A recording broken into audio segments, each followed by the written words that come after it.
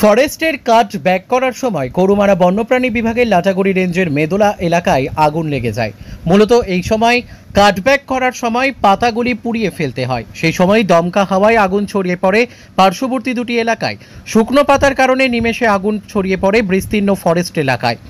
আগুনের তাপে ওই এলাকা থেকে বন্যরা অন্য এলাকায় গিয়ে আশ্রয় নেয়। বন দপ্তর সূত্রে জানানো হয়েছে, তাদের কর্মীরা ঘটনাস্থলে রয়েছেন, দমকলেও খবর দেওয়া হয়েছে। খুব তাড়াতাড়ি আগুন নিয়ন্ত্রণে চলে আসবে।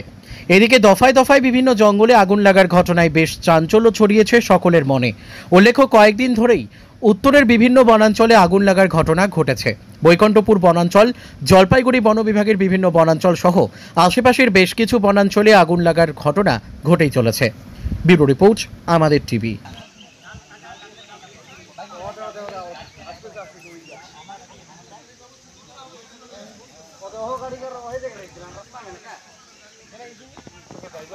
রিয়া এন্টারপ্রাইজ, এখানে সরকার দ্বারা অনুমোদিত ই রিক্সা ন্যায্য মূল্যে পাওয়া যায়।